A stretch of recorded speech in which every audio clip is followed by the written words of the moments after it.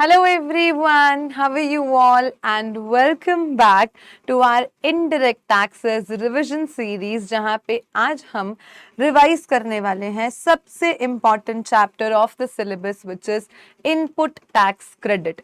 ये revision video देखने के बाद आपकी लाइफ इतनी सिंपल हो जाएगी, आप फिंगर टिप्स पे सारे के सारे इनपुट टैक्स क्रेडिट के प्रोविजंस बोल पाओगे। So let us quickly start with the revision. Ma'am, input tax credit 3 words से मिलके चैप्टर का नाम बना है। तो ये इनपुट का मतलब क्या होता है मैम? इनपुट में सिर्फ इनपुट नहीं आता, इनपुट में इनपुट सर्विसेज और कैपिटल गुड्स सब कुछ आ जाता है। मैम, कैपिटल गुड्स क्या होते हैं? जो बुक्स ऑफ अकाउंट्स में कैपिटलाइज होते हैं वो कैपिटल गुड्स होते हैं। कैपिटल गुड्स के अलावा अगर कोई भी गुड्स परचेज करे हैं तो वो इनपुट हो जाते हैं। एंड मैम, अगर कोई भी सर्विस होगी तो उसे हम इनपुट सर्विस बोल देंगे। लेकिन तीनों के लिए ही कॉमन कंडीशन है कि वो यूज्ड या तो intended to be used in course furtherance of business होना चाहिए। राइट मैम, तो इनपुट में इनपुट भी आ गया, कैपिटल गुड्स भी आ गया, इनपुट सर्विस भी आ गया। जब इनको परचेज करते टाइम एक रजिस्टर्ड पर्सन टैक्स पे करता है तो उसको इनपुट टैक्स कहा जाता है। क्या मैम, हम जब परचेज करते टाइम कभी कभी आरसीएम पे कर देते हैं, वो भी इनपुट टैक्स में इंक्लूड हो जाएगा क्या? The answer is yes. अगर आप परचेज करते टाइम कभी आरसीएम पे कर दो, नॉर्मल एफसीएम तो हम पे करते ही हैं, या तो मैम जब हम गुड्स को इंपोर्ट करते हैं तब कस्टम ड्यूटी के साथ भी जीएसटी भरते हैं, वो सब यहाँ पे आ जाएगा क्या? यस, सब कुछ यहाँ पे आ जाएगा। सिर्फ और सिर्फ अगर आप कौन हो, 10 बहाने करके भरेंगे कम टैक्स वाले सेक्शन 10 के कॉम्पोजिशन लेवी वाले पर्सन हो, तो आप कोई आईटीसी के लिए एलिजिबल होते नहीं हो, तो आप रजिस्टर्ड पर्सन हो लेकिन फिर भी परचेज करते टाइम अगर कोई टैक्सेस पे करोगे तो वो इनपुट टैक्स नहीं माना जाएगा। बाकी all the taxes that are charged from a registered person जब वो परचेज करता है उसे इनपुट टैक्स कहा जाता है। और जब इस इनपुट टैक्स का हम अपने इलेक्ट्रॉनिक क्रेडिट लेजर में क्रेडिट ले लेते हैं तो उसको हम इनपुट टैक्स क्रेडिट बोल देते हैं। Very very simple meaning of the name of chapter. Yes ma'am, अब हमें समझना है section number 16।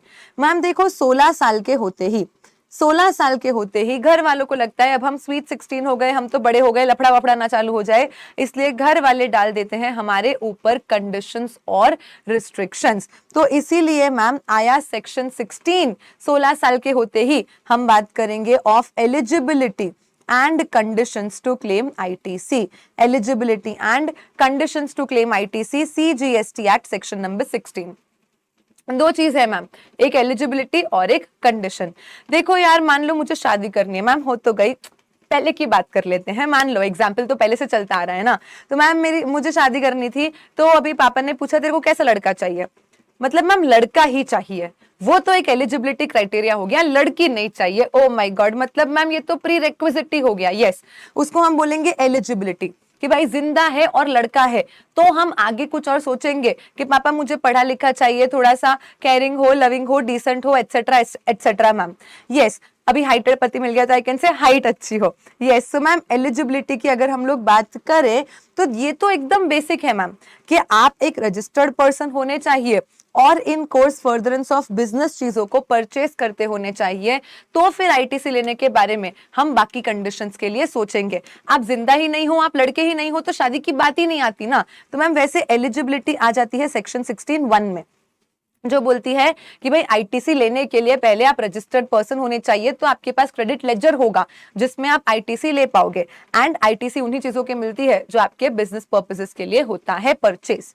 Right ma'am, then 16(2) बात करता है, चलो अब आगे बताओ कैसा चाहिए। मैम लड़के तो बहुत सारे हैं पर कोई भी चलेगा क्या? नहीं, फिर हमें चाहिए लविंग, केयरिंग, एटसेट्रा एटसेट्रा। तो मैम यहाँ पे सेक्शन 16(2) में हमें टोटल 6 कंडीशंस पढ़ाई जाती है। ये 6 कंडीशन पूरी हुई तो हम बोलेंगे कि यस, हमने जो आईटीसी लिया है वो प्रॉपर वैलिड आईटीसी है। तो मैम सेक्शन 16(2) सबसे पहले क्लॉज ए बोलता है कि हमारे पास इनवॉइस होना चाहिए। ऑफ कोर्स मैम, अगर हमने परचेज करा है तो हमारे पास इनवॉइस नहीं तो डेबिट नोट, अगर इंपोर्ट करा है तो आपके पास बिल ऑफ एंट्री होगा, मतलब जो भी है कोई तो एक डॉक्यूमेंट होना चाहिए। क्या बोलते हैं? कोई तो एक डॉक्यूमेंट होना चाहिए जो ये दिखा सके कि हाँ आपने परचेज के टाइम पे टैक्स पे करा है। तो एक वैलिड टैक्स पेइंग डॉक्यूमेंट होना चाहिए, एक वर्ड में हम बोल देते हैं इनवॉइस होना चाहिए। अब मैम हमारा जो सप्लायर है ना उस सप्लायर ने हमारी जो इनवॉइस की डिटेल्स है वो अपने जीएसटीआर 1 में फर्निश करी होनी चाहिए, या क्वार्टरली वाला पर्सन है तो आईएफएफ में फर्निश करी हो सकती है। हमने बोला ये इनवॉइस है, बट सप्लायर को भी तो जीएसटीआर 1 में अपना सेल दिखाना पड़ेगा। Yes ma'am. Then clause B बोलता है कि हमें गुड्स या सर्विसेज रिसीव हो जाने चाहिए। ठीक है मैम, हमारा जो आईटीसी हमें कम्युनिकेट होता है 2A 2B में, वो रिस्ट्रिक्टेड नहीं होना चाहिए, ब्लॉक्ड क्रेडिट नहीं होना चाहिए, या लास्ट डेट जा चुकी है जिस आईटीसी की, आईटीसी लेने के लिए वो 30 नवंबर जा चुका है, या एनुअल रिटर्न फाइल हो गया उसके बाद आप आईटीसी नहीं ले सकते। तो एनी सिचुएशन में the ITC communicated to you वो रिस्ट्रिक्टेड नहीं होना चाहिए। देन मैम, हमारा जो सप्लायर है ना, उसने गवर्नमेंट को टैक्स पेड कर दिया होना चाहिए सब्जेक्ट टू सेक्शन 41, जो मैं 2 मिनट बाद पढ़ाऊंगी। एंड लास्ट मैम, अगर हमें खुद आईटीसी चाहिए तो हमें भी तो अपना वैलिड जीएसटीआर 3 भी भरना पड़ेगा। यस मैम, तो आईटीसी लेने के लिए हमें क्या करना पड़ता है, जीएसटीआर 3 भी भरना पड़ता है। क्लॉजेस आप याद नहीं रखोगे चलेगा, 1 2 3 4 5 6 याद रख लो तो भी चलेगा, but yes these are the 6 conditions given in section 16(2) जो आपको सेटिस्फाई करनी पड़ेगी आईटीसी लेने के लिए, तब आपका आईटीसी वैलिड माना जाएगा। जल्दी से एक एक वर्ड में कमेंट सेक्शन में लिख दो तो हम आगे बढ़ते हैं। मैम, हमारे पास होना चाहिए इनवॉइस, सप्लायर ने उसका भरा होना चाहिए जीएसटीआर 1, हमें गुड सर्विसेज रिसीव हो जाने चाहिए, आईटीसी रिस्ट्रिक्टेड नहीं होनी चाहिए, सप्लायर ने टैक्स पेड किया होना चाहिए, और अगर हमको आईटीसी चाहिए तो हमें हमारा वैलिड जीएसटीआर 3 भी भरना पड़ेगा। Is it clear to everyone? Yes ma'am.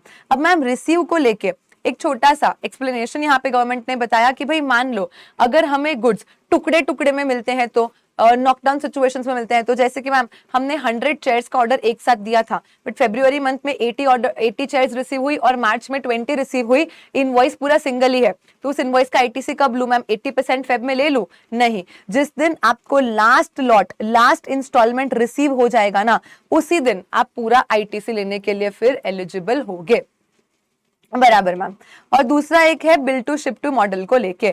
अभी bill to ship to model क्या बोलता है मैम कि लेटेस्ट से मैं रिद्धि, अभी मैंने किसी से मैंने मिस्टर राज जो कि दिल्ली में रहते हैं उनसे कोई गुड्स परचेस करे, लेकिन राज वो गुड्स डिस्पैच करते उसके पहले मेरी बात हो चुकी थी रचित से, तो मैंने बोला कि अरे एक काम करो मिस्टर राज, आप ये गुड्स सीधा रचित को ही डिलीवर कर दो, मुझे बिल दे देना। यानी बिल तो दिया मुझे, ओरिजिनल बायर तो हूं मैं, पर शिपिंग कर दिया है कहाँ पे, रचित के घर पे। अभी मान लो कि मैं हूं मुंबई में और रचित है अहमदाबाद में, तो मैम मेरे लिए मुझे आईटीसी मिलेगा क्या, क्योंकि मुझे तो कभी गुड्स रिसीव हुए ही नहीं।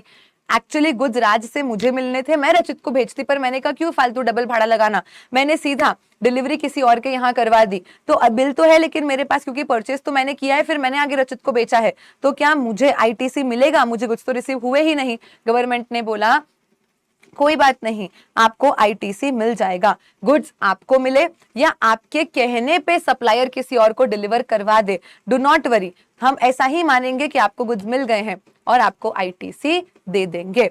Right ma'am. उसके बाद आता है एक 180 day rule, 180 day rule which is rule number 37। Rule number 37 बोलता है कि जिस दिन सप्लायर ने इनवॉइस इशू करा है, जो भी हमारी डेट ऑफ इनवॉइस है, वहां से 180 डेज के अंदर अंदर रेसिपिएंट को क्या करना पड़ेगा, सप्लायर को कंसिडरेशन पे करना पड़ेगा। मैम वंस अगेन, जो भी इनवॉइस की डेट है उस डेट से 180 डेज के अंदर अंदर रेसिपिएंट को, सप्लायर को इनवॉइस का अमाउंट पे करना पड़ेगा। अगर हम 180 डेज के अंदर कंसिडरेशन नहीं पे करते हैं तो जिस दिन 180 डेज एक्सपायर होते हैं उसके इमीडिएट बाद हम जो पहला 3B फाइल करते हैं, उस 3B में हम ये आईटीसी को क्या कर देते हैं, रिवर्स कर देते हैं। गवर्नमेंट बोलती है कि भाई आपने क्या नहीं करा, अपने सप्लायर को पेमेंट ही नहीं करा, तो आपको हम आईटीसी दे किस बात की। तो ये rule number 37 which is the 180 day rule बोलता है कि recipient to pay consideration to supplier within 180 days from invoice. अगर registered person fail to pay होता है वेदर होली या पार्टली, तो जितना प्रपोर्शनेट अमाउंट आपने अपने सप्लायर को नहीं पे करा है, उतना प्रपोर्शनेट आईटीसी भी आपको क्या कर देना पड़ेगा, रिवर्स कर देना पड़ेगा। आगे जाके कभी अगर आप पे कर देते हो तो सब्सिक्वेंटली आईटीसी को रीअवेल कर लेना। जो पहला 3B फाइल करोगे 180 डेज एक्सपायर होने के बाद, उस पहले 3B में आपको रिवर्सल करना है। राइट मैम, यहाँ पे बुक में एक एग्जाम्पल दिया है जो आप सेल्फ रीड कर सकते हो। लेकिन मैम 3 सिचुएशंस ऐसी है जहां पे रूल 37 अप्लाई होता ही नहीं है। मतलब मैं कभी भी पेमेंट करूं, मैं 180 डेज के अंदर करूं, बाद में करूं, ना करूं, गवर्नमेंट को कोई फर्क नहीं पड़ता, वो मुझे आईटीसी रिवर्स करने को नहीं बोलेगी। मैम पहला, जब मैंने एज अ रेसिपिएंट गवर्नमेंट को आरसीएम में टैक्स दे दिया है ना, गवर्नमेंट तुम्हें टैक्स मिल गया, मैंने ही दिया है, तुम चुप रहो, बीच में मत आओ। तो अगर आपने आरसीएम में टैक्स पे करा है तो 180 डे रूल अप्लाई नहीं होगा। दूसरा मैम, शेड्यूल 1 की सप्लाई, अरे इसके तो नाम में ही लिखा है supply without consideration. Ma'am schedule 1 की सप्लाईज क्या होती है? Supplies without consideration. तो आज जब सप्लाई करी है तभी हमें पता है कंसिडरेशन कभी देना ही नहीं है, तो 180 डे रूल का तो सेंस ही नहीं आता। और तीसरा पॉइंट मैम, मैंने सप्लायर को पेमेंट नहीं करा पर सप्लायर के कहे कहे किसी थर्ड पार्टी को पेमेंट कर दिया, तो भी एक ही बात हुई ना, चलता है। बिल टू शिप टू जैसा हो गया, रेसिपिएंट को डिलीवरी ना देके रेसिपिएंट ने कहा उसे डिलीवरी दे दी, तो चलता है। वैसे ही मुझे तो पेमेंट से मतलब है, अब ऐसा नहीं कि सप्लायर को ही पेमेंट करना है 180 डे में, सप्लायर के कहने पे किसी और को कर दिया तो भी ठीक है, 180 डे रूल की एप्लीकेबिलिटी नहीं आएगी। Done ma'am, this was rule 37। अभी हमें एक और रूल पढ़ना है, rule 37A, read with section 41। अभी यहाँ पे बोला था ना, टैक्स पेड वाला जो अपना पॉइंट था कि भाई सप्लायर अगर गवर्नमेंट को टैक्स पे करेगा तब तो जाके गवर्नमेंट आपको आईटीसी देगी, लेकिन उसको लेके एक प्रैक्टिकल लिमिटेशन थी जिसको गवर्नमेंट ने सॉल्व करा है। तो section 41 read with rule 37A बोलता है कि देखो, अभी सप्लायर ने जीएसटीआर 1 फाइल किया, मेरे टूबी में क्रेडिट रिफ्लेक्ट होने लग गया, तो मैं तो क्रेडिट ले ही लूंगी, लेकिन जीएसटीआर 1 भरने से क्या सप्लायर ने पेमेंट कर दिया है? नहीं मैम। क्यों? क्योंकि जीएसटीआर 1 भरना मतलब सिर्फ सेल्स को डिक्लेयर करना, पेमेंट मेरा सप्लायर कब करेगा? जब वो जीएसटीआर 3 भी भरेगा। अब प्रैक्टिकली मैम मैं उसके 3 भी भरने का तो वेट नहीं कर सकती कि वो पे करे फिर मैं 3 भी भरूं, ऐसे तो लोगों के 3 भी पेंडिंग ही पेंडिंग चलते जाएंगे, राइट मैम। तो फिर मैं ये सी वाले क्लॉज को सेटिस्फाई करूं कैसे?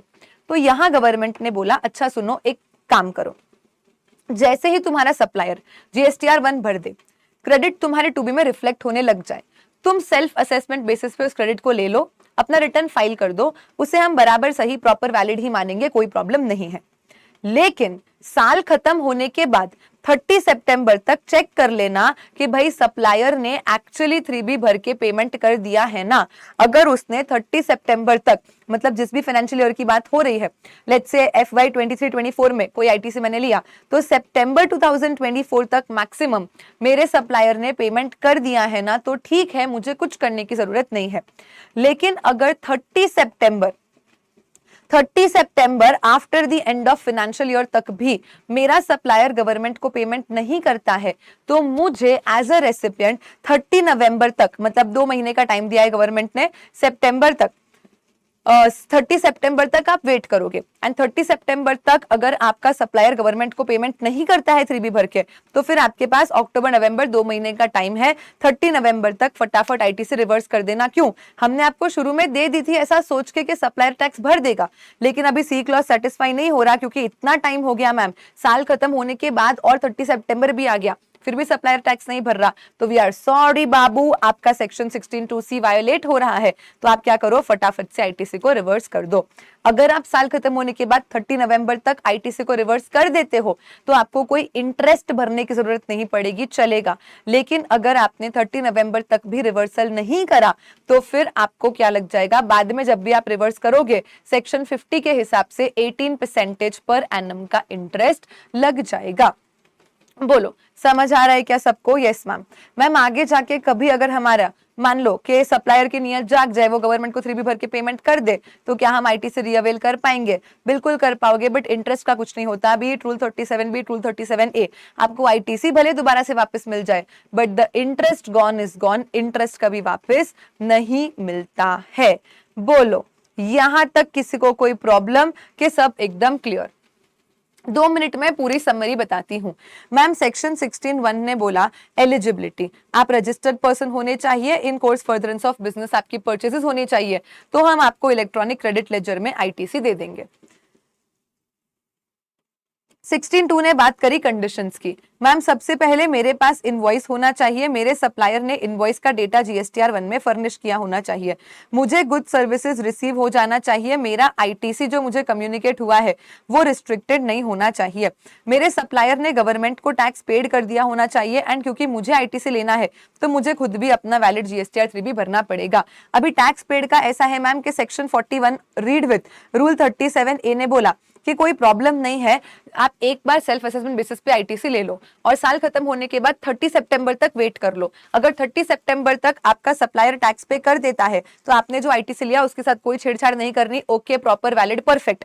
अगर उसने 30 सितंबर तक टैक्स पेड नहीं करा तो फिर आपको 30 नवंबर तक आईटीसी को क्या कर देना है, रिवर्स कर देना है। अगर 30 नवंबर तक रिवर्स कर दोगे तो आपके ऊपर हम कोई इंटरेस्ट नहीं लगाएंगे, आप इंटरेस्ट से बच जाओगे। लेकिन अगर आफ्टर 30 नवंबर फिर आगे जाके कभी रिवर्स करना आया, जो कि आएगा ही क्योंकि 16(2) तो वायलेट हुआ है, खुद से कर दो गवर्नमेंट पकड़ लेगी, जो भी होगा, आगे जाके कभी रिवर्स करा तो मैम फिर सेक्शन 50 के अकॉर्डिंग 18% पर एनम यूटिलाइजेशन से लेकर रिवर्सल तक आपको इंटरेस्ट लग जाता है।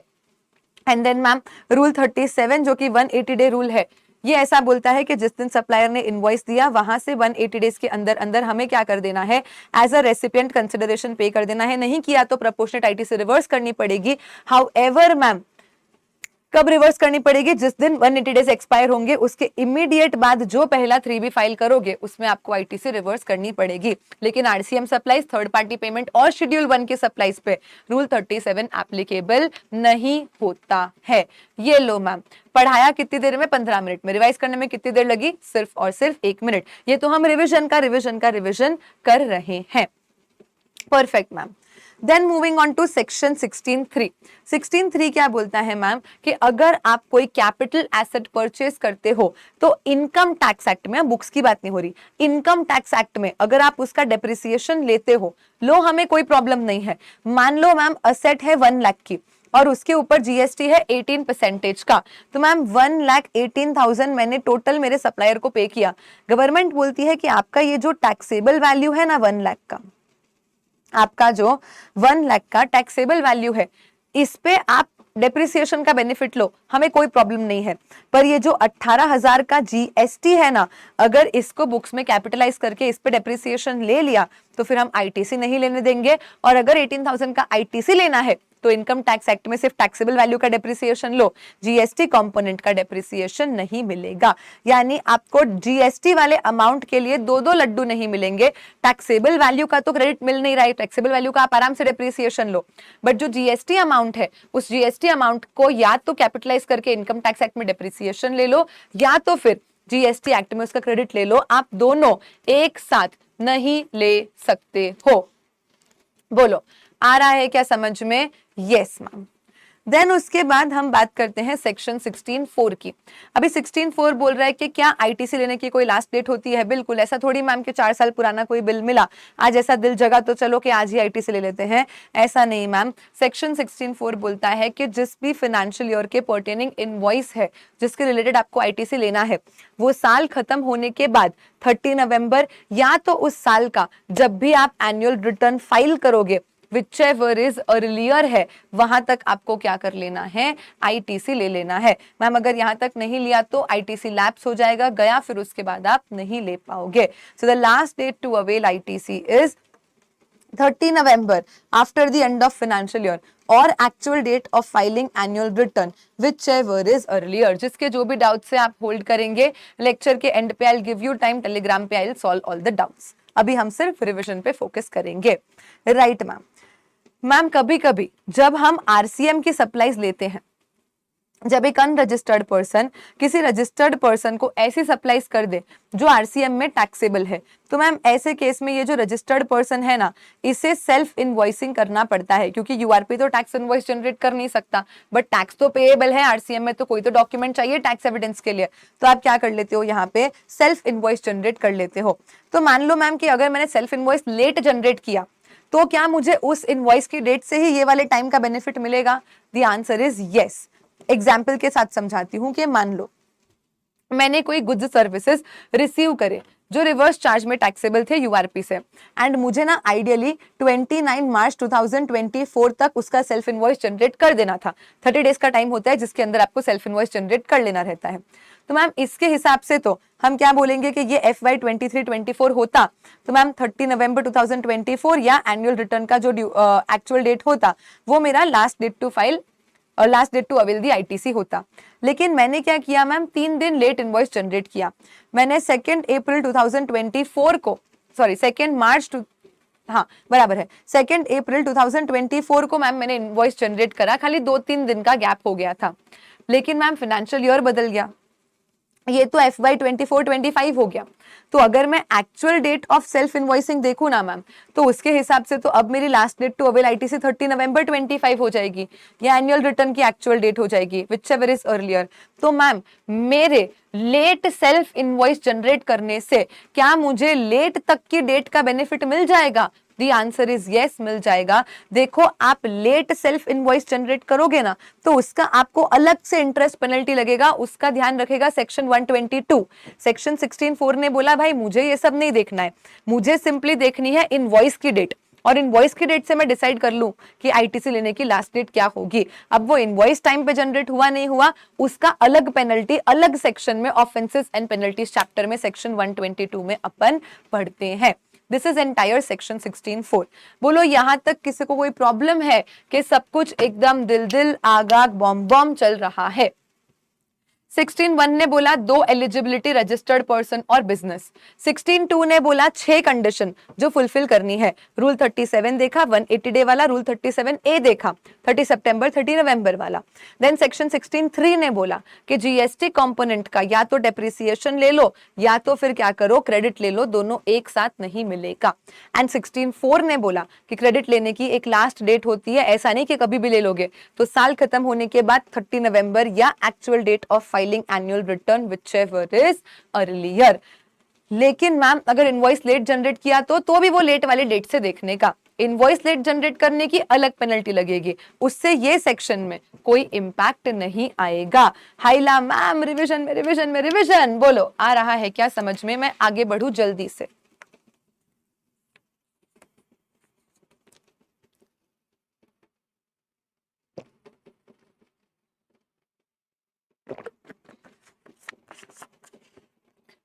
परफेक्ट मैम, चलिए। देन सेक्शन 16(4) के बाद 16(5) आपके सिलेबस में एप्लीकेबल नहीं है, इसलिए हम सीधा मूव ऑन करेंगे टू सेक्शन 16(6). अभी 16(6) ने बोला कि देखो सेक्शन 29 में हम पढ़ते हैं about cancellation of registration, and section 30 में हम पढ़ते हैं revocation of cancellation of registration. तो मैम मान लो किसी रीजन से मेरा रजिस्ट्रेशन सेक्शन 29 में कैंसिल हो जाता है, कोई एक ITC थी मैम जो मैं इस दिन ले सकती थी, एलिजिबल थी, क्योंकि ITC लेने की लास्ट डेट तो 30 नवंबर है साल खत्म होने के बाद, मैम उसके बीच में तो कभी भी मैं ITC ले सकती थी। पर मान लो मैं तो साल खत्म हुआ और अप्रैल में ही मेरा रजिस्ट्रेशन कैंसिल हो गया फॉर एनी रीजन, उस दिन तो मैं वो ITC ले सकती थी, बट अब मैं कैंसिल हो गई। अब कैंसिल होने के बाद कैंसिलेशन वाले पीरियड वगैरह की ITC तो हम नहीं ले पाते हैं मैम। फिर हमने जाके ऑफिसर को रिक्वेस्ट किया, उसने हमें नोटिस इशू किया, हमने रिप्लाई किया, ये हुआ वो हुआ, तो मैम तब तक करते करते क्या हुआ, 30 नवंबर निकल गया, मेरा रजिस्ट्रेशन रिवोक हुआ।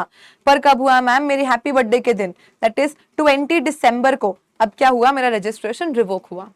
बट मैम फाइनेंशियल ईयर के बाद हमारा ITC लेने का लास्ट डेट तो 30 नवंबर ही था, ये तो गया, तो अब मैं क्या करूं? और एनुअल रिटर्न भी मैंने भर दिया ऐसा मान लो, तो फिर अब हम क्या करें?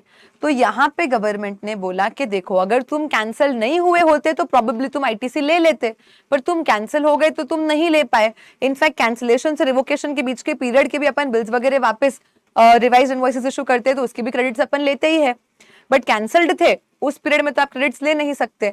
तो इसीलिए सेक्शन 16(6) ने बोला कि टेंशन नहीं लेने का ना भिड़ू अपुन है। सेक्शन 16(6) ने बोला टेंशन नहीं लेने का भिड़ू अपुन है। देखो जो ओरिजिनल टाइम लिमिट है वो तो तुम्हारा है ही है, 30 नवंबर या तो फिर actual date of filing annual return whichever is earlier. Original time limit के पहले ही अगर रिवोकेशन हो जाए तो बढ़िया, तुम्हारे पास ओरिजिनल टाइम तो है ही है। हावेवर मैम अगर ओरिजिनल टाइम लिमिट मान लो खत्म भी हो गई है, तो जिस दिन आपका रिवोकेशन ऑफ कैंसिलेशन होता है वहां से 30 डेज के अंदर अंदर आप वो सारी आईटीसीज ले लेना जो कैंसिलेशन से रिवोकेशन तक की रहेगी, जब तब अगर आप एलिजिबल थे तो इन दोनों में से हम क्या ले लेते हैं, फिर विच एवर इज लेटर ले लेते हैं। अगर ओरिजिनल टाइम लिमिट ही बचा है आपके पास और आगे तक का, तो फिर उसी का बेनिफिट लो ना। प्रॉब्लम क्या है, मान लो मैम अप्रैल में कैंसिल हुए और मई में तो रिवोक भी हो गए, मई से 30 डेज गिनेंगे तो जून ही आएगा, पर हमारा तो ओरिजिनल ड्यू डेट भी अभी तक 30 नवंबर तक पड़ा है, तो कोई बात नहीं, उसको ले लेना। तो ओरिजिनल में टाइम है तो ओरिजिनल लो। इन केस मान लो ओरिजिनल टाइम लिमिट जा चुकी है पर रिवोक हम अब हुए हैं, कैंसिलेशन के दिन आईटीसी ले पाते, तो अब क्या करोगे आप, रिवोकेशन से 30 डेज के अंदर अंदर आप वो पेंडिंग आईटीसी को ले पाओगे, विच एवर इज लेटर। बोलो, are we understanding everyone? Yes ma'am. चलिए, उसके बाद हम बोलेंगे कि अगर आपने फ्रॉड वगैरह कुछ करा है तो उन आईटीसी, उन इनवॉइसेस का आपको कोई आईटीसी नहीं मिलता। एंड दूसरा मैम, जब तक सप्लायर जीएसटीआर 1 आईएफएफ ना भर दे और रेसिपिएंट के टू बी में क्रेडिट रिफ्लेक्ट ना हो जाए, तब तक वो आईटीसी नहीं ले पाएगा। जितना क्रेडिट टू बी में है उससे 1 रुपया ज्यादा भी आप आईटीसी नहीं ले सकते। ओनली द 100% ऑफ आईटीसी जो आपके टू बी में रिफ्लेक्ट हो रहा है, आपके जीएसटीआर टू बी में आपको कम्युनिकेट हो रहा है, बस उतना ही आईटीसी लेने के लिए आप एलिजिबल रहोगे। यहाँ पे हमारा पूरा का पूरा section 16 along with all subsections, clauses and associated rules खत्म होता है। Is the session going दिल दिल आगाग बॉम बॉम? इमोजीज डालो ना कमेंट सेक्शन में। यस। तो अब हम आगे बढ़ेंगे विथ सेक्शन नंबर 17। याद कैसे करते हैं इसको मैम? 17 पे खतरा, 17 पे खतरा, तो आया सेक्शन 17, हमें लग रहा है खतरा। क्यों मैम? क्योंकि यहाँ पे अपोर्शनमेंट और ब्लॉक्ड क्रेडिट के बारे में बताया गया है। यानी कि मैम कुछ गुड्स और सर्विसेज ऐसे हैं जो भले ही हम बिजनेस पर्पस के लिए ले लेना, फिर भी गवर्नमेंट ने उनका आईटीसी लेने से साफ मना कर दिया है, आईटीसी ब्लॉक्ड ही है, even if these things are for business purpose. तो उसमें सबसे पहला है मैम मोटर व्हीकल। अगर ऐसा मोटर व्हीकल है जहां ड्राइवर के साथ सीटिंग कैपेसिटी 13 पैसेंजर्स तक का है, तो ऐसे केस में उस मोटर व्हीकल का आईटीसी क्या हो जाएगा? ब्लॉक हो जाएगा। देखो, अगर आप गुड्स को इधर से उधर ट्रांसपोर्ट करने के लिए ट्रक वगैरह खरीदते हो ना, तो पूरा आईटीसी मिलता है। आईटीसी पैसेंजर वाली मोटर व्हीकल का यहाँ पे ब्लॉक करा गया है, ना कि गुड्स ट्रांसपोर्ट वाले व्हीकल्स का। तो मैम ड्राइवर को गिन के अगर 13 पैसेंजर बैठ सके उतने तक का सीटिंग कैपेसिटी वाला मोटर व्हीकल है, तो चाहे पर्सनल तो यूं भी आईटीसी नहीं मिलता, अगर बिजनेस पर्पस से भी है ना, तो भी आईटीसी क्या हो जाएगा? ब्लॉक हो जाएगा। मतलब अगर 13 से ज्यादा पैसेंजर्स है तो आईटीसी मिलेगा। रेलवे है, बाइसिकल है, स्पेशल पर्पस व्हीकल है, या फिर ऐसा 2 व्हीलर 3 व्हीलर है जिसका इंजन कैपेसिटी खाली अप टू 25 सीसी है, तो भी आईटीसी मिल जाता है। देखो मैम, 2 व्हीलर या 3 व्हीलर तो including driver less than 13 passenger ही है, मतलब एज तो आईटीसी ब्लॉक होना चाहिए। लेकिन अगर इंजन कैपेसिटी 25 सीसी कुछ नहीं होता यार, ये जो नॉर्मल एक्टिवा एक्सेस वगैरह है 120 सीसी 1, मतलब ये तो इतना तो नॉर्मल है यार, 25 सीसी तो बहुत कम होता है। तो एज सच ये प्रोविजन हमारे कोई काम का नहीं है, बट ठीक है एमसीक्यू में शायद आ सकता है, एक बार पहले एग्जाम में आया भी था, आई गेस नवंबर 22 या ऐसा मई 23 में कभी तो ये आया हुआ है। तो मैम अगर गुड्स को ट्रांसपोर्ट करने का व्हीकल है, मोर देन 13 पैसेंजर है, railways, bicycle, special purpose vehicle, या ऐसे 2 व्हीलर 3 व्हीलर जिनका इंजन कैपेसिटी खाली 25 सीसी तक का है, तो इन सब का आईटीसी अवेलेबल हो जाता है। बाकी सारे पैसेंजर मोटर व्हीकल्स का आईटीसी ब्लॉक होता है। लेकिन मैम 3 जगहों पे आईटीसी हम अलाउ करते हैं। कब कब? पहला कि मैम मैं मोटर व्हीकल का ही बिजनेस करती हूँ, बिजनेस के लिए मोटर व्हीकल ले रही हूँ ऐसा नहीं है, मोटर व्हीकल का ही बिजनेस है मैम, गाड़ी खरीदते हैं, गाड़ी बेचते हैं, मतलब हमारे लिए तो वो एज अ नॉर्मल स्टॉक हो गया, तो आपको आईटीसी मिल जाता है। दूसरा मैम ट्रांसपोर्टेशन ऑफ पैसेंजर है मैम, इसका क्या सेंस बना? अभी आपने बोला कि पैसेंजर ट्रांसपोर्टेशन वाला मोटर व्हीकल ब्लॉक्ड है, और अब आप बोल रहे हो कि अगर ट्रांसपोर्टेशन ऑफ पैसेंजर करने के लिए मोटर व्हीकल ले रहे हो तो आईटीसी मिलेगा। ये कॉन्ट्राडिक्टरी नहीं हो गया? नहीं। देखो समझो, मेरी एक कंपनी है और मैं बोलती हूँ कि भाई डायरेक्टर को घर से कंपनी, कंपनी से घर लाने के लिए मैंने ये गाड़ी ली है, बिजनेस पर्पस है, फिर भी गवर्नमेंट बोलेगा आईटीसी नहीं मिलेगा। लेकिन मैम मेरा तो business he transportation of passenger का है, मैं तो टैक्सी चलाती हूँ मैम, टैक्सी मेरा बिजनेस ही ये है टैक्सी के, मेरे को बस लोगों को ट्रांसपोर्टेशन करवा के देना है, तो फिर तो टैक्सी मेरे लिए सबसे मेरी बड़ी बिजनेस एसेट हो गई ना। तो वहां पे आपको क्या मिलेगा, आईटीसी मिलेगा। बिजनेस के लिए मोटर व्हीकल ले रहे हो तो आईटीसी नहीं मिलेगा, आपका बिजनेस ही पैसेंजर ट्रांसपोर्टेशन का है और आप मोटर व्हीकल ले रहे हो तो आपको आईटीसी क्या हो जाता है, अलाउ हो जाता है। और लास्ट पॉइंट बोलता है कि अगर आप मोटर ड्राइविंग स्कूल चलाते हो तो वहां पे गाड़ी लेते हो ताकि हैंडल लोगों को आप ड्राइविंग सिखा सको, तो उसका भी आपको गाड़ी का आईटीसी अलाउ हो जाता है। Same is with vessel and aircraft के मैम, नॉर्मली वेसल और एयरक्राफ्ट का आईटीसी ब्लॉक होता है, लेकिन यही अगर वेसल एयरक्राफ्ट खरीद के फर्दर सप्लाई करना है, या मैम मैंने प्राइवेट जेट या प्राइवेट चॉपर खरीदा, प्राइवेट हेलीकॉप्टर खरीदा, तो सब आईटीसी ब्लॉक है।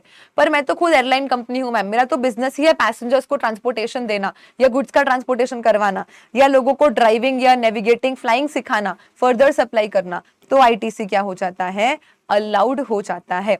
और जिस जिस जिस जिस जिस जिस व्हीकल का आईटीसी ब्लॉक्ड होता है उस व्हीकल का इंश्योरेंस, सर्विस, रिपेयर और मेंटेनेंस का भी आईटीसी ब्लॉक हो जाता है।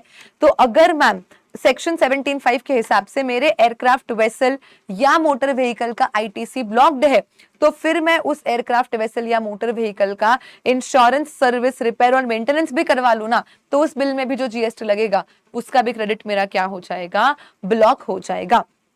लेकिन मैम मैं तो खुद इंश्योरेंस कंपनी हूं भाई, लोगों को क्लेम देना पड़ता है, लोगों की गाड़ियां रिपेयर करवानी पड़ती है, एज इंश्योरेंस कंपनी मेरी खुद की नहीं है मैम, उसके लिए आईटीसी ब्लॉक होगा। पर मैं तो इंश्योरेंस कंपनी हूं, मैं तो मैन्युफैक्चरर हूं, एक्चुअली इसी बिजनेस में हूं। तो ऐसे केस में अगर आप व्हीकल, एयरक्राफ्ट, वेसल के मैन्युफैक्चरर ही हो और आप ये खर्चे इनकर करते हो इंश्योरेंस, सर्विस, रिपेयर, मेंटेनेंस के, या आप इंश्योरेंस कंपनी हो जिसने इंश्योरेंस पॉलिसी जिसको दी है उसके चलते रिपेयरिंग, मेंटेनेंस का खर्चा इनकर करते हो, तो आपको आईटीसी मिल जाता है। बाकी नॉर्मली जिसका गाड़ी, वेसल या एयरक्राफ्ट है और आईटीसी ब्लॉक्ड है, तो फिर उसके लिए इंश्योरेंस, सर्विस और रिपेयर और मेंटेनेंस के इनवॉइस का भी आईटीसी क्या हो जाएगा, ब्लॉक हो जाएगा। Right ma'am. देन उसके बाद very very simple, food, beverage, outdoor catering, beauty treatment, health care services, health services, life insurances, health insurances, cosmetic, plastic surgery. अभी ऐसा मान लो मैं बोलूं कि देखो अगर मैं लेक्चर में ऐसे ठीक ठाक नहीं दिखूंगी तो फिर बच्चे तो मेरा लेक्चर ही नहीं देखेंगे। मान लो मैं टकली हो गई, हे भगवान सुन मत लेना, मान लो मैं टकली हो गई तो मैंने हेयर ट्रांसप्लांट, ऐसा कॉस्मेटिक सर्जरी करवा लिया कि भाई बाल तो चाहिए, नहीं तो ऐसा टकली टीचर को तो कौन ही देखेगा। तो मैं गवर्नमेंट को बोलूंगी कि देखो ये तो मेरे बिजनेस के लिए है, मुझे बालों का कोई शौक नहीं है, पर बिजनेस ही नहीं चलेगा ना, तो बिजनेस के लिए मैंने कॉस्मेटिक सर्जरी करवाया, तो क्या गवर्नमेंट मुझे आईटीसी देगी? The answer is no. तो भले पर्सनल हो, बिजनेस हो, जो भी हो, food, beverages, beauty treatment, cosmetic, plastic surgery, health services, life insurance. अभी मैं बोलूं कि मैं जिंदा ही नहीं रहूंगी तो बच्चों को पढ़ाएगा कौन? तो मेरा जिंदा रहना मेरे बिजनेस के लिए बहुत जरूरी है, इसलिए मैंने लाइफ इंश्योरेंस ले लिया। तो ऐसा थोड़ी ना होता है यार, इन सबका आईटीसी क्या हो जाता है, ब्लॉक हो जाता है। या तो फिर मैम ऊपर जिन वेसल, व्हीकल, एयरक्राफ्ट का आईटीसी ब्लॉक करा है, मैंने उनको खरीदा नहीं, मैंने उनको लीज पे, हायर पे ले लिया, रेंट पे ले लिया, तो भी आईटीसी क्या हो जाएगा, ब्लॉक हो जाएगा। आप शाणे तो गवर्नमेंट डेढ़ शाणी। गवर्नमेंट ने बोला कि खरीदने पे आईटीसी ब्लॉक किया तो तुम लीज पे लोगे, कोई बात नहीं, हम लीजिंग, रेंटिंग, हायरिंग भी क्या कर देंगे, ऊपर के क्लॉज में जिन जिन मोटर व्हीकल्स का खरीदना आईटीसी ब्लॉक्ड है उनका लीजिंग, रेंटिंग, हायरिंग भी क्या कर देंगे, हम ब्लॉक कर देंगे। अगर आप इन चीजों को अवेल करते हो फर्दर सप्लाई करने के लिए, मैंने फूड लिया मेरे कस्टमर्स को सप्लाई करवाने के लिए, जैसे कि मान लो मैम रेस्टोरेंट्स होते हैं, ठीक है, तो रेस्टोरेंट हर चीज तो खुद नहीं बनाते मैम। अभी कोई सब्जी आप ऑर्डर करते हो, 100 of sabzi are there in a restaurant menu, वो लोग सारी तो खुद नहीं बनाते, रेडीमेड ग्रेवीज वगैरह वो किसी और केटरर से बनवा के ले लेते हैं और फिर आपको फर्दर सप्लाई कर देते हैं, तो उन्हें उस फूड का आईटीसी अलाउड होता है? ये आंसर इज यस। या मान लो मैम इंडिगो है, अभी इंडिगो में आपको यूनिबिक की कुकीज सर्व करी जाती है, तो मैम इंडिगो ने फर्दर अपने पैसेंजर्स को, अपने कस्टमर्स को सप्लाई के फॉर्म में वो कुकीज दी है, तो जब उन्होंने खरीदी तब आईटीसी मिलेगा क्या? हाँ। लेकिन वही अगर इंडिगो अपने स्टाफ के और सबके खाने के लिए कुकीज खरीद ले, खत्म कर ले कंपनी में, तो आईटीसी ब्लॉक हो जाता है।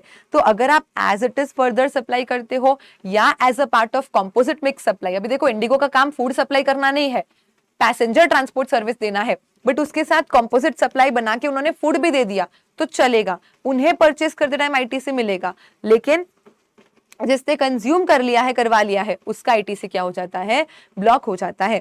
या तो मैम मेरी कोई इच्छा नहीं थी स्टाफ को खाना देने की, बट गवर्नमेंट ने कंपलसरी ऑब्लिगेशन ला दिया कि भाई सारे के सारे फैक्ट्री ओनर्स को क्या करना पड़ेगा, अपने स्टाफ का हेल्थ इंश्योरेंस करवाना पड़ेगा, सबको अपने स्टाफ को खाना देना पड़ेगा, तो फिर मुझे आईटीसी क्या हो जाएगा, अलाउड हो जाएगा।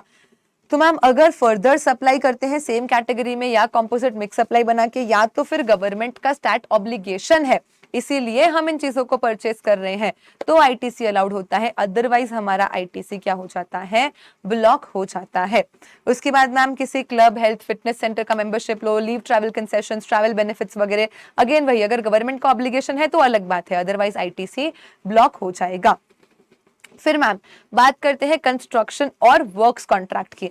अब ये क्या बोलता है मैम कि अगर आप कोई भी property, immovable property other than plant and machinery, मतलब मैम प्लांट एंड मशीनरी का आईटीसी मिलेगा, मिलेगा, मिलेगा, प्लांट एंड मशीनरी का आईटीसी मिलेगा। प्लांट एंड मशीनरी को छोड़ के आप बाकी कोई भी इमूवेबल प्रॉपर्टी या तो कंस्ट्रक्ट करवाते हो, खुद सारा सामान लेके आते हो, लेबर लेके आते हो, बनवाते हो, या किसी ठेकेदार को वर्क्स कॉन्ट्रैक्ट के अंदर दे देते हो, दोनों ही सिचुएशन में आपका आईटीसी क्या हो जाएगा, ब्लॉक हो जाएगा। मैम मान लो मैंने मेरी ऑफिस कंस्ट्रक्ट करवाई तो भी आईटीसी ब्लॉक। सिर्फ अगर आप खुद ही वर्क्स कॉन्ट्रैक्टर हो कि भाई आप किसी और को घर बना के देते हो, बिल्डिंग्स बना के देते हो, ऑफिसेस बना के देते हो, यही आपका बिजनेस है, तो आपको आईटीसी अलाउड रहती है, वो अलग सिचुएशन है। बाकी अगर आपने पर्सनली कुछ बनवाया तो आईटीसी यूं भी ब्लॉक्ड है। अगर आपने बिजनेस पर्पस से भी कोई प्रॉपर्टी कंस्ट्रक्ट करवा ली या वर्क्स कॉन्ट्रैक्ट की सर्विसेज ले ली तो आईटीसी क्या हो जाएगा, ब्लॉक हो जाएगा। तो works contract services for construction of an immovable property other than plant and machinery, except अगर फर्दर सप्लाई करना है तो अलग बात है, बाकी प्लांट मशीन का आईटीसी मिलेगा। अगर आप कंस्ट्रक्शन करवाओगे ओन अकाउंट पे, भले बिजनेस पर्पस है, तो भी आपका आईटीसी क्या हो जाएगा, यहाँ पे ब्लॉक हो जाएगा। बोलो, are we understanding everyone? Yes ma'am. अभी गवर्नमेंट ने यहाँ पे एक चीज क्लैरिफाई करी कि देखो तीन चीज तो प्लांट एंड मशीन नहीं ही है, इन तीन चीजों को आप प्लांट मशीन नहीं मानोगे। मैम अगर प्लांट एंड मशीन नहीं मानेंगे मतलब इनका कंस्ट्रक्शन और वर्क्स कॉन्ट्रैक्ट का आईटीसी तो ब्लॉक्ड ही रहेगा। आई रिपीट अगेन, इन तीन चीजों को अगर हम प्लांट मशीन नहीं मान रहे हैं मतलब इनका कंस्ट्रक्शन और वर्क्स कॉन्ट्रैक्ट का आईटीसी तो ब्लॉक्ड ही है, क्योंकि जिसको प्लांट मशीन मान रहे हैं सिर्फ उसी का आईटीसी अलाउड है। Right ma'am. तो क्या है ये तीन चीजें? Land, building, civil structure, telecommunication tower और pipeline outside the factory. Land, building, civil structure, telecommunication tower और पाइपलाइन आउटसाइड द फैक्ट्री, इन तीन चीजों को हमें प्लांट एंड मशीन नहीं मानना है। मतलब मैम इन्हें कंस्ट्रक्शन या वर्क्स कॉन्ट्रैक्ट करवाने का हमारा आईटीसी क्या रहेगा, ब्लॉक्ड रहेगा। और यहाँ पे जो कैपिटलाइज चीजें हैं ना उनका आईटीसी ब्लॉक्ड है। छोटा मोटा रिपेयर रेनोवेशन वगैरह करवाया जो आप पीएनडएल में डालते हो, कैपिटलाइज नहीं करते हो, तो उनका आईटीसी तो अवेलेबल ही रहता है। यहाँ पे एक सफारी रिट्रीट्स का केस लॉ भी था कि अगर आप क्या करते हो, मॉल, वेयरहाउस या ऐसा कुछ बनाते हो, होटल और सिनेमा नहीं, होटल और सिनेमा में तो ब्लॉक्ड ही रहेगा। अगर मॉल, वेयरहाउस ऐसी कोई बिल्डिंग बनवाते हो जिसका प्राइमरी ऑब्जेक्टिव ही ये है कि उसको रेंट पे देना है और पैसा कमाना है। देखो आज अगर एक मॉल बनवाया तो मैम वो तो पूरा बिल्डिंग है, अब कंस्ट्रक्शन का आप आईटीसी हमको दे नहीं रहे हो, बट आज एक मॉल ओनर के पास मॉल के अलावा है भी क्या, वही मॉल के छोटे छोटे शॉप्स को वो रेंट पे दे के एक जीएसटी कलेक्ट करके गवर्नमेंट को दिए जा रहा है। तो फिर एज सच आप देखने जाओ तो ईमानदारी से वो मॉल बनवाने के लिए जो खर्चा हुआ उसका भी तो आईटीसी मिलना चाहिए ना। तो यहाँ पे गवर्नमेंट ने बोला कि चलो समझते हैं हम कि अगर तुम मॉल या वेयरहाउस ऐसा कुछ बनवा रहे हो, होटल या सिनेमा नहीं आएगा, बिकॉज समझना सिनेमा में मूवी दिखाने की सर्विस दी जाती है, होटल में सिर्फ वो जगह को रेंट पे दे रहे ऐसा नहीं है, एक खाली जगह पड़ी है तो आप उधर जाके थोड़ी ना रहोगे। होटल में हमें होटल की सर्विसेज भी चाहिए होती है, कंफर्ट भी चाहिए, लग्जरी भी चाहिए मैम।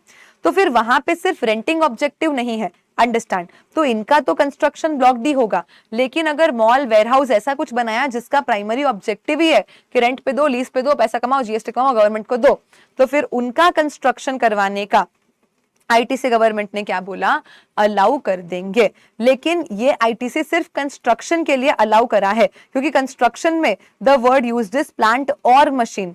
अगर आप वर्क्स कॉन्ट्रैक्ट बेसिस पे मॉल या वेयरहाउस बनवाओगे ना, तो यहाँ पे एंड लिखा है, तो एंड लिखा है तो मतलब यहाँ पे क्या हो जाएगा, आपको आईटीसी नहीं मिलेगा। इतना ज्यादा डिटेल में घुसने की जरूरत नहीं है, रिविजन लेक्चर है, सिर्फ इतना ध्यान रखना कि देखो नॉर्मली कोई इमूवेबल प्रॉपर्टी कंस्ट्रक्ट करवाई या वर्क्स कॉन्ट्रैक्ट करवाया, आईटीसी ब्लॉक ही है।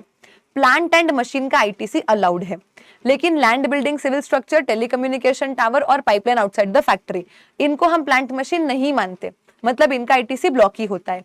लेकिन मैम मैंने कंस्ट्रक्ट करवाया कोई मॉल, वेयरहाउस या बिल्डिंग जिसका प्राइमरी ऑब्जेक्टिव ही ये है कि उसको रेंट पे दूं और पैसा कमाऊं, तो फिर कंस्ट्रक्शन का मुझे आईटीसी मिलना चाहिए, उसको हम प्लांट मान सकते हैं। लेकिन ये आईटीसी सिर्फ कंस्ट्रक्शन के लिए मिलेगा। वर्क्स कॉन्ट्रैक्ट में तो वेयरहाउस बनवा दिया या मॉल बनवा दिया तो भी आईटीसी क्या रहेगा, ब्लॉक ही रहेगा। Right ma'am.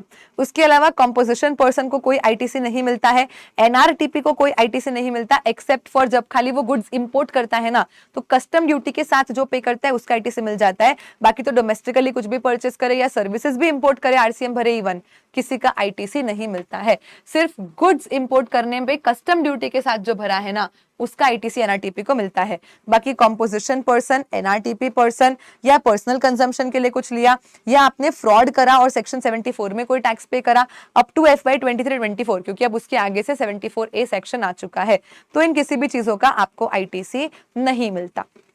उसके अलावा मैम अगर मेरे कोई भी goods lost, destroyed, stolen, written off, given by way of free sample वगैरह है, तो उनका भी आईटीसी क्या होता है, ब्लॉक होता है। क्योंकि समझो lost, destroyed, stolen, written off हो गए, मतलब हमने आगे किसी को फर्दर सप्लाई नहीं करे। अगर फर्दर सप्लाई नहीं करे तो उससे जीएसटी कलेक्ट करके गवर्नमेंट को नहीं दिया और हम भी आईटीसी ले लेंगे, तो गवर्नमेंट का तो लॉस ऑफ रेवेन्यू हो जाएगा। तो गवर्नमेंट ने बोला कि भाई तुम आगे किसी को नहीं दे रहे हो ना, मतलब तुम्हें ही फाइनल कंज्यूमर मानेंगे, तो ऑफ कोर्स तुम्हें ही बर्डन बेयर करना पड़ेगा, तो तुमको हम आईटीसी नहीं देंगे। तो goods lost, destroyed, stolen, written off, disposed of by way of gift और फ्री सैंपल, इन सारी चीजों का भी आईटीसी क्या हो जाता है, ब्लॉक्ड हो जाता है। Right ma'am. और अगर आप एज अ कंपनी अपना कॉर्पोरेट सोशल रिस्पॉन्सिबिलिटी CSR का ऑब्लिगेशन फुलफिल करने के लिए कोई अमाउंट स्पेंड करते हो, तो उसका भी आपको आईटीसी नहीं मिलता। अभी CSR के चलते मान लो एक कंपनी ने गरीब बच्चों में बुक्स बंटवा दी, तो बुक्स परचेस करते टाइम जो जीएसटी भरा होगा उसका आईटीसी नहीं मिलेगा।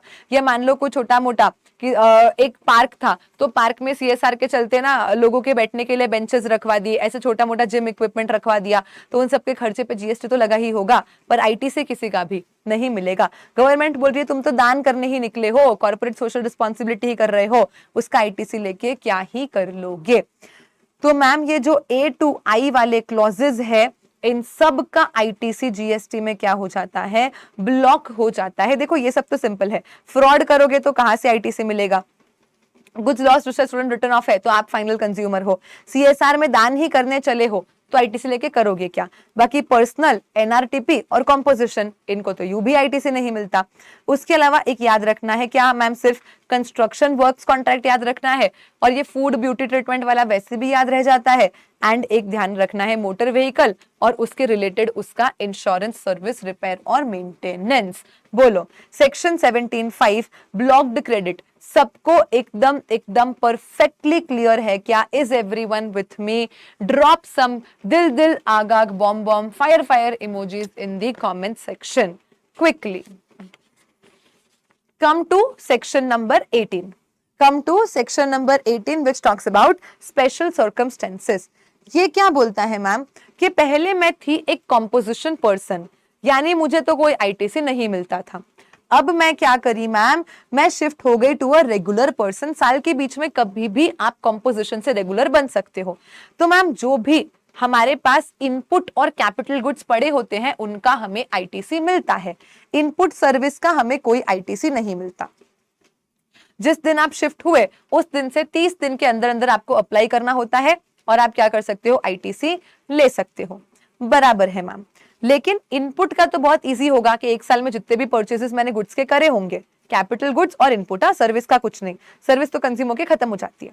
तो मैम इनपुट का तो इनवॉइस वाइज मैच हो जाएगा कि भाई स्टॉक में गोडाउन में ये गुड्स पड़े हैं, उनका ये इनवॉइस, तो इनवॉइस के हिसाब से कितना कितना टैक्स भरा था उतना आईटीसी अपन ले लेंगे। कैपिटल गुड्स का क्या करेंगे मैम, तो जितने क्वार्टर यूज हो चुका है उतने क्वार्टर का अगेन 5% माइनस करेंगे और बाकी का रिमेनिंग आईटीसी ले लेंगे। 5% क्यों मैम, क्योंकि जीएसटी में, आई रिपीट, जीएसटी में सारे के सारे कैपिटल असेट्स का यूजफुल लाइफ होता है 5 इयर्स।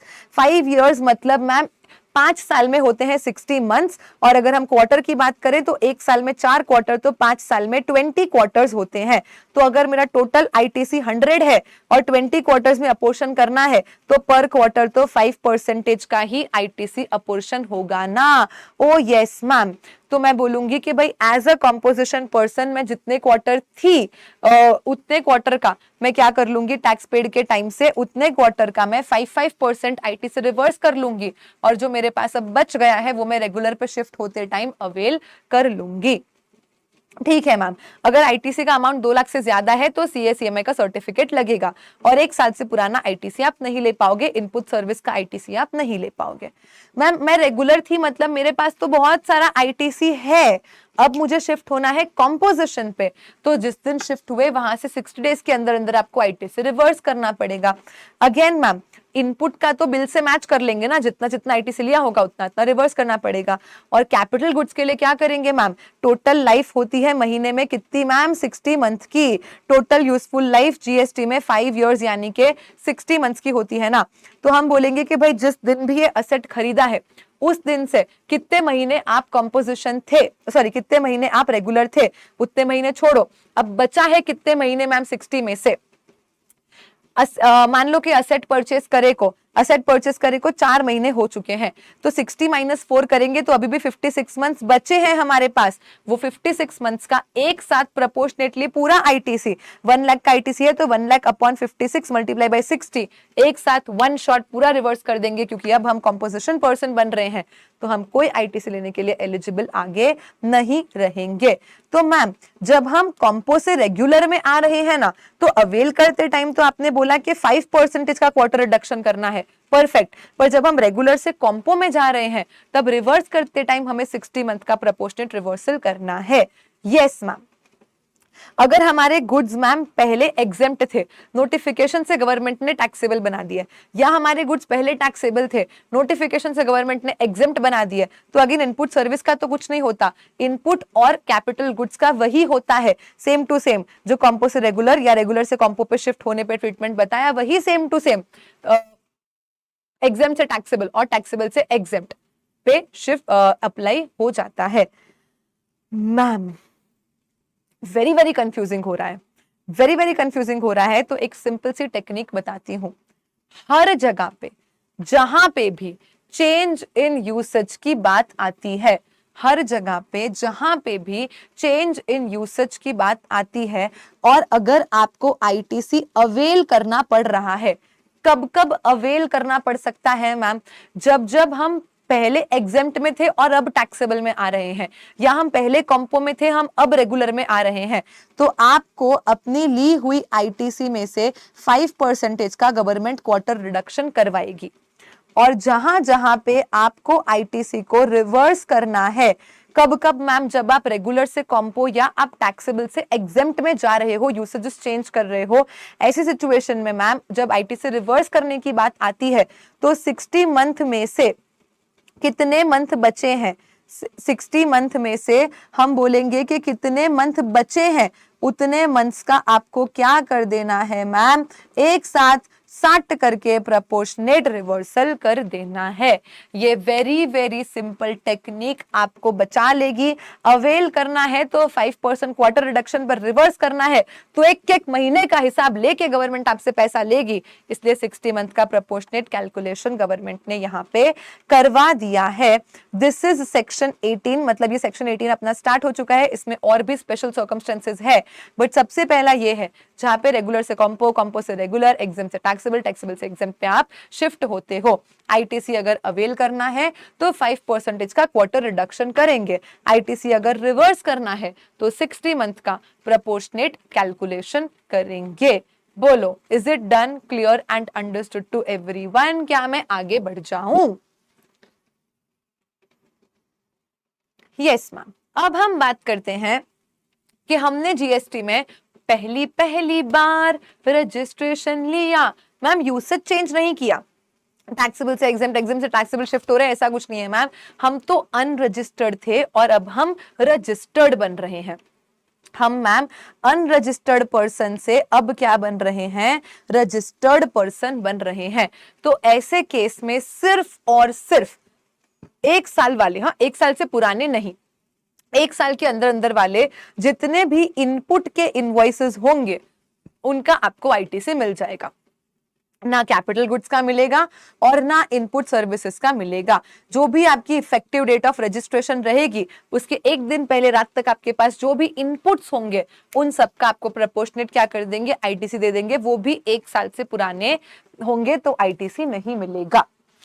और मैम जिस दिन भी हम लायबल होते हैं ना, अगर हम वहां से 30 डेज के अंदर अंदर अप्लाई कर दे या हम वॉलंटरीली अप्लाई कर दे तो ही हमें इनपुट का आईटीसी मिलता है। आप लायबल हुए तो फिर रजिस्ट्रेशन चैप्टर अपन ने पढ़ा है ना, रूल 10 नहीं, कौन सा रूल था, I am forgetting the rule, but registration chapter में सेक्शन 25 प्रोसीजर के साथ अपन ने ये पढ़ा था कि भाई जिस भी दिन तुम लायबल होते हो उसके 30 डेज में तुमको अप्लाई करना है। अगर तुमने 30 डेज में अप्लाई नहीं करा तो फिर ये इनपुट का भी हम तुमको आईटीसी नहीं देंगे।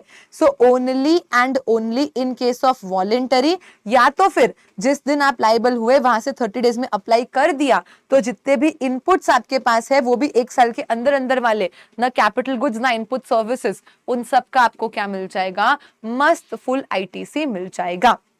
देखो अगर एग्जेम्प्ट से टैक्सेबल में जाते हो ना तो इनपुट का भी मिलता है और कैपिटल गुड्स का भी मिलता है। मतलब पहले से रजिस्टर्ड थे, बस यूसेज चेंज हुआ। यहां तो आप अनरजिस्टर्ड से रजिस्टर्ड बने हो तो ये अलग प्रोविजंस है। यूसेज चेंज होने में इनपुट कैपिटल गुड्स दोनों का मिलता है, प्रोवाइडेड आप पहले से रजिस्टर्ड थे। बट अगर अनरजिस्टर्ड से रजिस्टर्ड बनोगे तो सिर्फ और सिर्फ इनपुट का ही मिलेगा, इनपुट सर्विस और कैपिटल गुड्स का नहीं मिलेगा। ठीक है मैम। जब हम कैपिटल गुड्स को सेल या डिस्पोज ऑफ कर रहे हैं तो हमें क्या टैक्स पे करना है? टैक्स ऑन ट्रांजैक्शन वैल्यू या तो ओरिजिनल आईटीसी -5% पर क्वार्टर। एग्जाम्पल से बेटर समझ में आएगा। मान लो मिस्टर कुल्लू है जिन्होंने एक मशीन परचेज करा था 10 लाख में, 18% जीएसटी, मतलब परचेज करते टाइम उन्होंने 1,80,000 का जीएसटी पे करा होगा। Oh one more thing ma'am, GST के क्वार्टर्स फिक्स्ड है। यस, मैं आपको सेक्शन 18 के साथ बताना भूल गई ये चीज कि जीएसटी के क्वार्टर्स फिक्स्ड है। अगर मैं आपको बोलूं कि मुझे 28 मार्च से लेके 10 अप्रैल तक कितने क्वार्टर हुए गिन के दो, तो आप बोलोगे मैम ये तो 1 मंथ भी नहीं हुआ, पर जीएसटी के हिसाब से ये 2 क्वार्टर हो गए, क्योंकि जीएसटी बोलता है जैन फेब मार्च एक क्वार्टर है, अप्रैल में जून एक क्वार्टर है। हम तुम्हारी डेट से क्वार्टर नहीं गिनेंगे, हमारे क्वार्टर पहले से फिक्स है। 1 साल के 4 क्वार्टर, जैन फेब मार्च, अप्रैल में जून, जुलाई अगस्त सितंबर और अक्टूबर नवंबर दिसंबर। Right ma'am. तो जितने क्वार्टर तुमने यूज कर लिया है उसका 5% माइनस कर लो, उसको टैक्स ऑन ट्रांजैक्शन वैल्यू से कंपेयर करो, जो हायर है उतना तुम्हें कैपिटल गुड्स के डिस्पोजल के टाइम पे कर देना है। तो मैम मान लो मिस्टर कुल्लू ने 10 लाख का मशीन परचेज करा था 14,925 को और मशीन बेचा है 7,527 को फॉर 5 लाख। तो सबसे पहले ma'am tax on transaction value गिन लेते हैं। 5 लाख का 18% जो आ गया है 90,000। Yes ma'am. अब परचेज के टाइम पे कितना आईटीसी ले लिया था हमने? 1,80,000 माइनस मुझे क्या करना है? 1,80,000 मल्टीप्लाई बाय 5% पर क्वार्टर। मुझे कोई क्वार्टर गिन के बताए यहाँ पे। तो देखो मैम 2025 की बात करें तो सितंबर की डेट है, जैन फेब मार्च, अप्रैल में जून नहीं, जुलाई अगस्त सितंबर अक्टूबर नवंबर दिसंबर, 2 क्वार्टर आ गए 2025 के। 2026 के तो चारों ही क्वार्टर आ जाएंगे और फिर 2027 में जैन फेब मार्च और अप्रैल मई जून, तो 2 क्वार्टर आ जाएंगे 2027 के। यानी 8 क्वार्टर मशीन को यूज करने के बाद हमने क्या करा है? बेच दिया है। तो ma'am 1,80,000 multiply by 5% multiply by 8 quarters करेंगे तो 72,000 आएगा। तो 1,80,000 माइनस 72,000 करोगे तो 1,08,000 आएगा। विच एवर इज हायर करोगे 90,000 या 1,08,000, तो मैम 1,08,000 हायर है। इतना जीएसटी आपको इन कैपिटल गुड्स को डिस्पोज करने के टाइम पे करना पड़ेगा। हाँ देखो, अगर छोटा मोटा मोल्ड्स, डाइस, फिक्सचर्स वगैरह जो स्क्रैप में बेच रहे हो तो छोड़ो, फिर स्क्रैप वैल्यू पे ही क्या करना? जीएसटी भर देना। बाकी सारे कैपिटल गुड्स को डिस्पोज करते टाइम आपको क्या क्या करना पड़ेगा, कितने में बेचा उस पे क्या टैक्स बन रहा है, अगर महंगा बेच दिया तो फिर हम ज्यादा टैक्स ले लेंगे ना, तो ट्रांजैक्शन वैल्यू का टैक्स ले लो, या तो एटलीस्ट तुमको ये तो पे करना ही पड़ेगा 5% पर क्वार्टर माइनस करके जितना बचा उतना, whichever is higher you are going to pay at the time of sale और डिस्पोजल ऑफ कैपिटल गुड्स। ठीक है मैम। अब इसके बाद का जो चैप्टर है ना, ये छोटे मोटे रूल्स वगैरह को लेके है जो आप एज सच क्या कर सकते हो, सेल्फ रीड कर सकते हो। कुछ क्लैरिफिकेशंस है जो ऑलरेडी हमने डिस्कस करे हुए हैं। एक पहले इंपॉर्टेंट चीज बताती हूँ यूटिलाइजेशन को लेके, फिर एक दो क्लैरिफिकेशंस जो मुझे आपको बताने हैं। चलिए, तो पहले अपन क्या कर लेते हैं मैम, मैनर ऑफ यूटिलाइजेशन को आईटीसी में डिस्कस कर लेते हैं।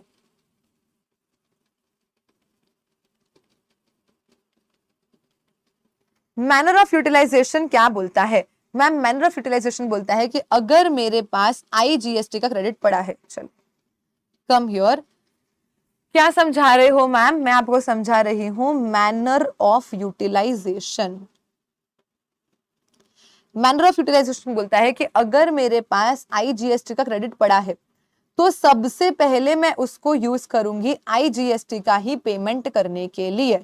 अगर मेरा पेएबल आ रहा है कुछ तो मैं सबसे पहले आईजीएसटी का क्रेडिट आईजीएसटी के पेएबल को सेट ऑफ करने के लिए यूज करूंगी।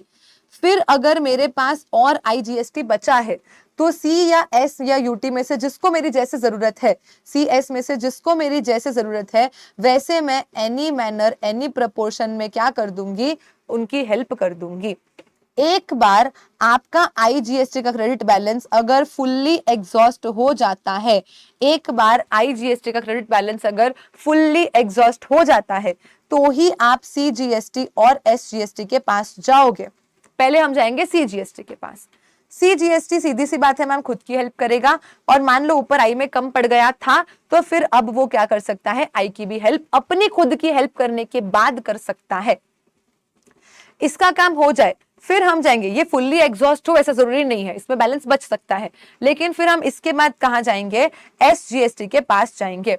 एस भी पहले क्या करेगा मैम, खुद की हेल्प करेगा, एंड उसके बाद लास्ट में उसके पास भी अगर कुछ और बचा है तो वो क्या कर लेगा, आईजीएसटी की हेल्प कर लेगा। दो एग्जाम्पल देती हूँ, सॉल्व कर लो फटाफट से, एकदम इजी हो जाएगा। मान लो मैम मेरा जो जीएसटी पेएबल है, आई सी और एस 100 रुपए पे करने हैं, 70 और 70 मुझे यहाँ पे पे करने हैं, पर मेरा जो क्रेडिट लेजर में बैलेंस पड़ा है, बैलेंस मेरा क्रेडिट लेजर में पड़ा है मैम 130 का, 20 का और 80 का। ठीक है, मेरा 130, 20 और 80 का क्रेडिट लेजर में क्या पड़ा है, बैलेंस पड़ा है। तो what is going to be the manner of utilisation. Ma'am देखो, we start with IGST always, तो आईजीएसटी सबसे पहले खुद की हेल्प करेगा। तो 130 में से आई को 100 चाहिए, ले लिया, सेट ऑफ किया, खत्म किया, 30 और बचा है। अब वो चाहे तो सीएस किसी के लिए भी यूज कर सकता है, बट अक्लमंदी किसके लिए यूज करने में होगी मैम, एस को जितनी जरूरत है उससे ज्यादा उसके पास ऑलरेडी पड़ा है, तो मैम एस के लिए यूज करने में कोई सेंस नहीं बनता। तो जो 30 है वो हम क्या कर लेंगे, सी के लिए यूज कर लेंगे। सी में अभी हमें और 40 पे करना है। अब आई हमारा क्या हो गया मैम, फुल्ली एग्जॉस्ट। ये फुल्ली एग्जॉस्ट होगा तो ही आप आगे बढ़ोगे। जब तक आईजीएसटी खत्म ना हो तब तक आप सी और एस को यूज कभी नहीं कर सकते हो। ठीक है मैम, अब आई पूरा खत्म हुआ तो मैं सी के पास आई। अब सी बेचारा सबसे पहले खुद की हेल्प करेगा, 20 है, 20 पूरा यूज कर लिया, खत्म हो गया, लेकिन 20 अभी भी हमारे पास और पेएबल बचा है। ठीक है मैम, एस के पास जाते हैं।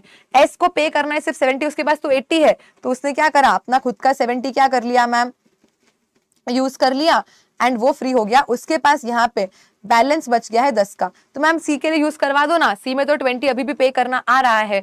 बोलो क्या हम ऐसा यूज कर सकते हैं? The answer is no ma'am, क्योंकि सीजीएसटी और एसजीएसटी कभी भी आपस में एक दूसरे के काम नहीं आते हैं।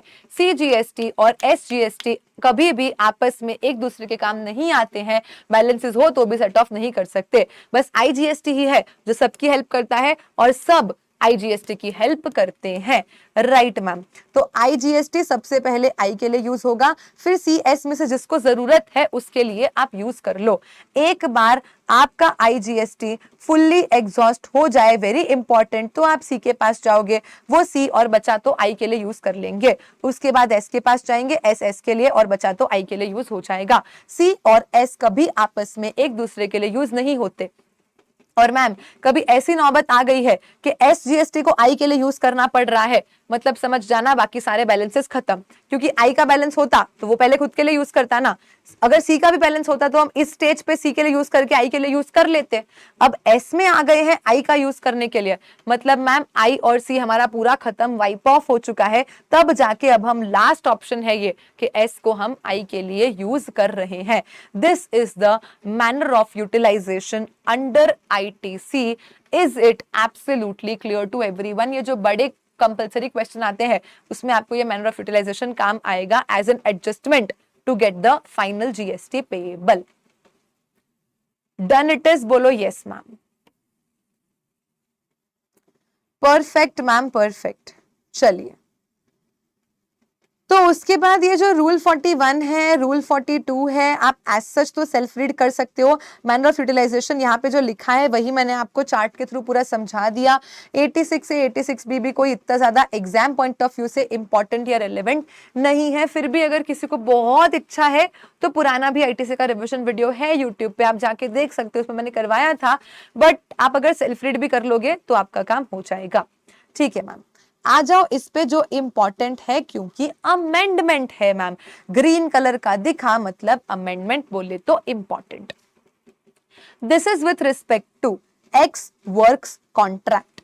मैम ये एक्स वर्क्स कॉन्ट्रैक्ट क्या होता है, क्या दिया है, क्यों दिया है, समझते हैं। देखो, अभी हमने पढ़ा था सेक्शन 16(2) सी, जिसकी एक कंडीशन थी कि जिस दिन हमें गुड्स सर्विसेज रिसीव हो जाए उस दिन हम आईटीसी लेने के लिए क्या होंगे मैम, एलिजिबल होंगे। लेकिन आजकल जैसे ऑटोमोबाइल सेक्टर का एग्जांपल लेके गवर्नमेंट ने क्लैरिफिकेशन इशू करा है कि ऑटोमोबाइल सेक्टर में तो it is very common to enter into a contract which is known as ex works contract. जिसका क्या मतलब होता है मैम, तो मान लो जो कार डीलर है वो ओरिजिनल इक्विपमेंट मैन्युफैक्चरर से कार खरीदेगा। Let's take example of Mercedes ma'am. Mercedes car बना रही है तो वो ओरिजिनल इक्विपमेंट मैन्युफैक्चरर हो गई। जो डीलर है वो मर्सिडीज से गाड़ी लेता है, आगे कस्टमर को बेचता है। तो मैम मर्सिडीज वाला क्या बोलता है कि देख भाई, मैंने मेरी फैक्ट्री के बाहर गाड़ी तुम्हें हैंडओवर करी, उसके बाद की सारी रिस्पॉन्सिबिलिटी तुम्हारी है। वहां से ट्रांसपोर्टेशन करना, तुम्हारे वहां लाना बेचना जो करना है। मान लो ट्रांजिट में अगर तुम्हारे ट्रक का एक्सीडेंट भी हो गया ना, गाड़ी खत्म हो गई, ब्लास्ट हो गई, एक्सीडेंट हो गया, कुछ भी हो गया, हमारी कोई रिस्पॉन्सिबिलिटी नहीं होगी। मतलब जो सेलर है ना, उसने तो अपने फैक्ट्री के गेट पे थैली पकड़ा के और अपनी क्या करी मैम, रिस्पॉन्सिबिलिटी से छुट्टी कर ली। इसे एक्स वर्क, आपने एक्स फैक्ट्री सुना होगा ना, इसे फैक्ट्री के बाहर देना, उसी को हम यहाँ पे एक्स वर्क्स कॉन्ट्रैक्ट बोल रहे हैं। तो गवर्नमेंट ने बोला कि देखो डीलर, मान लो कि हमने यहां से मर्सिडीज गाड़ी निकाली ऑन 29 नवंबर 2025। 3 दिन लग गए धीरे धीरे ट्रांसपोर्ट होते होते, एंड डीलर को मिली, लेट अस अज्यूम मैम 2 दिसंबर 2025 को। तो मैं आईटी से नवंबर मंथ में लूं कि दिसंबर मंथ में लूं? अभी हमें तो ये समझ में आता है कि मैम जिस दिन हमें गुड्स रिसीव हो जाते हैं, जिस दिन हमें गुड्स रिसीव हो जाते हैं हम तो उसी दिन आईटीसी लेंगे। तो आइडियली मैम अगर सप्लायर की रिस्पॉन्सिबिलिटी होती गुड्स हमें पहुंचा के देने की, तो फिर मैम जिस दिन हमें रिसीव होता दिसंबर मंथ में, उसी में हम आईटीसी लेते। But ma'am x works contract में आप समझो, भले ही फिजिकली फैक्ट्री पे मुझे गुड्स नहीं मिले हैं, बट जब सप्लायर ने मुझे यहाँ पे डिलीवरी पकड़ा दी, मेरा काम तो शुरू हो गया, गुड्स तो मेरे हो गए, रिस्पॉन्सिबिलिटी मेरी चालू हो गई। वहां से 10 मिनट दूर भी अगर एक्सीडेंट हो जाएगा तो नुकसान किसके ऊपर आएगा, मेरे ऊपर। तो मुझे लेने दो ना आईटीसी, क्योंकि गुड्स तो मेरे हो चुके हैं, मेरी ऑफिस पे रिसीव हो चाहे वहां रिसीव हो, मुझे तो रिसीव हो गए ना। गवर्नमेंट ने बोला हाँ बात तो सही है। मतलब अगर तुम्हारे ऑफिस तक डिलीवरी देने का काम सप्लायर का है तो तुम्हें रिसीव हो तब तुम आईटी से लेना, पर अगर वहीं से कलेक्ट करने का काम तुम्हारा है तो वहां से कलेक्ट करा तुरंत से तुम क्या करो, आईटीसी ले लो। तुम नवंबर मंथ में ही एक्स वर्क्स कॉन्ट्रैक्ट का आईटीसी ले पाओगे। तो एक्सप्लेनेशन बोलता है कि देखो भाई, goods may be construed to have been received at the time of handing over to transporter ex works, EWX यानी एक्स वर्क्स कॉन्ट्रैक्ट के अंदर ट्रांसपोर्टर को गुड्स दिए ना फैक्ट्री के बाहर, वहीं हम बोल देंगे कि सेक्शन 16(2) की कंडीशन कंप्लाई हो गई, और अगर बाकी सारी कंडीशंस भी कंप्लाइड है तो बिंदास आईटीसी लो, डिलीवरी कंप्लीट हो गई है, ऐसा हम मान लेंगे, क्योंकि आगे की सारी रिस्पॉन्सिबिलिटी तो तुम्हारी ही हो जाएगी। ये अमेंडमेंट है, तो इसको एक बार ध्यान में रखेंगे। I hope you enjoyed the session. Everything went well. मजा आया, आपको समझ आया और सब कुछ याद हुआ तो do not forget to like the video, share it with your friends, enemies, colleagues, crush, ex, everyone. बात करने का एक मौका मिल जाएगा कि अरे ये वीडियो आया है, देख ले, ऐसा है ना। यस मैम, तो कमेंट ड्रॉप करना एकदम प्यारा प्यारा सा, for me to read it later and for future students to come and see. चलिए ऐसे ही मिलते रहेंगे हम नेक्स्ट रिविजन वीडियोस में। Till then take care and bye bye everyone.